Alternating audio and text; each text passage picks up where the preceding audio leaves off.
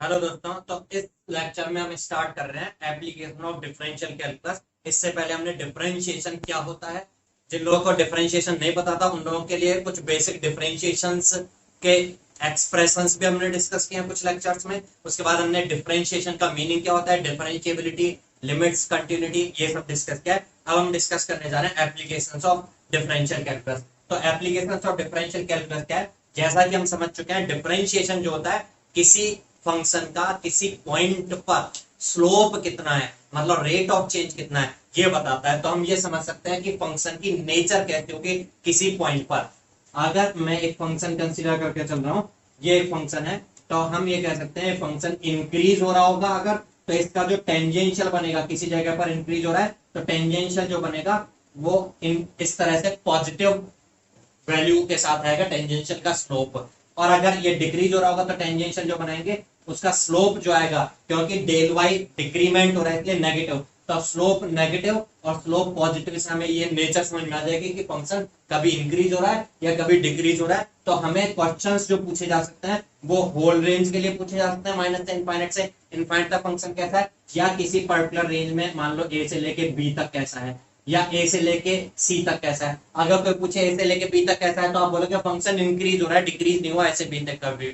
तो अगर किसी रेंज में, या जो हमें जो भी रेंज हो, जरूरी नहीं है कि ये फाइनाइट रेंज हो, इनफाइनाइट में भी हो सकती है, उस रेंज में फंक्शन केवल इंक्रीज इंक्रीज हो रहा है या केवल डिक्रीज डिक्रीज हो रहा है, तो हम उसको बोल देते हैं मोनोटोनिकली इंक्रीजिंग या मोनोटोनिकली डिक्रीजिंग। मोनो का मतलब होता है ना एक ही टोन में चल रहा है, इंक्रीज होने वाली टोन में है तो इंक्रीज में ही चल रहा है, तो हम मोनोटोनिकली इंक्रीजिंग या मोनोटोनिकली डिक्रीजिंग बोल देंगे। जैसे ए से बी तक ये फंक्शन मोनोटोनिकली इंक्रीज हो रहा है, बी से सी तक ये मोनोटोनिकली इंक्रीज नहीं हो रहा क्योंकि बी से यहां तक पहले इंक्रीज हो रहा है फिर डिक्रीज होना स्टार्ट हुआ है। लेकिन कोई कहे डी से सी तक तो आप बोलोगे ये मोनोटोनिकली डिक्रीज हो रहा है। अगर कोई बोले ए से सी तक की नेचर क्या है, तो हम समझ सकते हैं ए से सी तक के बीच में पहले इंक्रीज हुआ है देन डिक्रीज हुआ है। तो इससे जो क्वेश्चंस आते हैं वो इस तरह के आते हैं, हमें रेंज दे देगा या रेंज नहीं देगा तो माइनस इनफाइनाइट से इनफाइनाइट पूरे होल रेंज में हमें कमेंट करना होगा कि फंक्शन कैसा है, किस तरह का नेचर है उसका। तो इससे रिलेटेड क्वेश्चंस प्रैक्टिस करेंगे हम, और इसमें जो कंसेप्ट समझ में आएंगे वो डिफरेंशिएशन से आएंगे, क्योंकि डिफरेंशिएशन से हमें समझ में आता है इंक्रीज हो रहा है या डिक्रीज हो रहा है स्लोप। तो इसके बाद नेक्स्ट इससे रिलेटेड एप्लीकेशन हम डिस्कस करेंगे मैक्सिमा या मिनिमा। देखना इसी फंक्शन को, इस फंक्शन में अगर आप देखें तो इंक्रीज होते होते एक पीक वैल्यू पर पहुंचा है, जहां पर ये पीक वैल्यू पर पहुंचा है उसको हम बोलेंगे मैक्सिमा है यहाँ पर। या ऐसे डिक्रीज होते होते होते मिनिमम वैल्यू पर पहुंच के फिर वापस इंक्रीज होने लगा है तो हम बोलेंगे यहाँ मिनिमा है इसका। ऐसे यहाँ पर भी इस तरह से मैं मान के चलूं आगे बढ़ के ऐसा है, तो यहाँ पर भी एक मिनिमा है, तो ये दो मिनिमा नजर आ रहे हैं। आगे की रेंज के लिए नहीं हम बात, जो इसमें डिफाइन है उसके लिए मैं बात कर रहा हूँ। ऐसे एक मैक्सिमा आ रहा है तो हम मैक्सिमा मिनिमा डिस्कस करेंगे। मैक्सिमा मिनिमा को कई बार दोनों को कंबाइंड में ऑप्टिमा भी बोल देते हैं। जिन पॉइंट्स पर ये मैक्सिमा या मिनिमा आ रहे हैं, जैसे यहां पर अगर मैं कहूं कि ये वाला पॉइंट है जिस पर मैक्सिमा आ रहा है इसको ई कह रहा हूं, या ये वाला पॉइंट है जिसपे मिनिमा आ रहा है इसको एफ कह रहा हूं, तो ये ई और एफ पॉइंट जो है इनको ऑप्टिमम्स भी बोल देते हैं। जहां पर ऑप्टिमा आ रहे हैं, मैक्सिमा या मिनिमा आ रहे हैं, तो इनको हम ऑप्टिमम्स बोलते हैं, बोल देते हैं।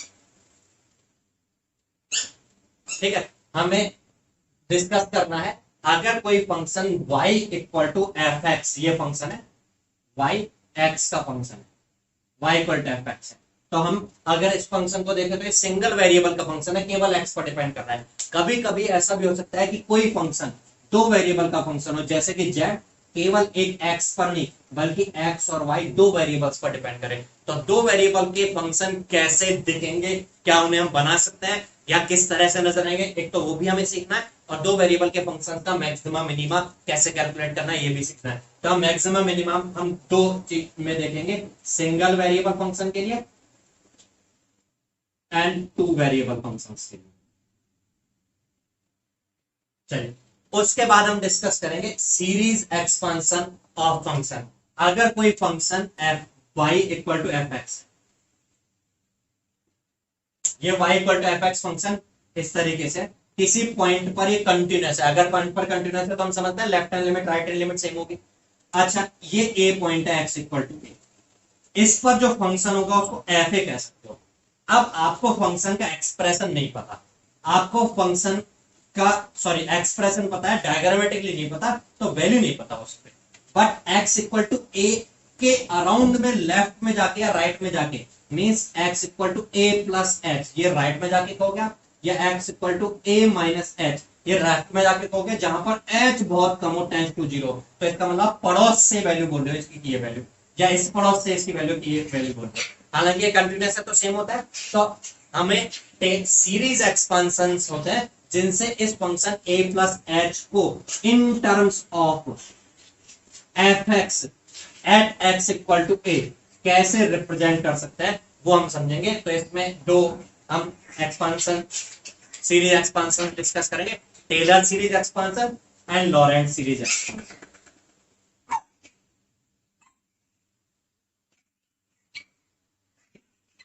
तो ये थोड़ा सा इंट्रोडक्शन हुआ एप्लीकेशन ऑफ डिफरेंशियल कैलकुलस का, आपको समझ में आ गया होगा हमें क्या क्या करना है। अब हम डिफरेंट लेक्चर्स में इनके क्वेश्चन प्रैक्टिस करेंगे, हम सीखेंगे किस तरह से करना है, कुछ एग्जांपल्स में हम कंसेप्ट बिल्डअप करेंगे, फिर प्रॉब्लम प्रैक्टिस करेंगे इससे। तो चलिए इस चीज के लिए नेक्स्ट लेक्चर में गो थ्रू हुई है।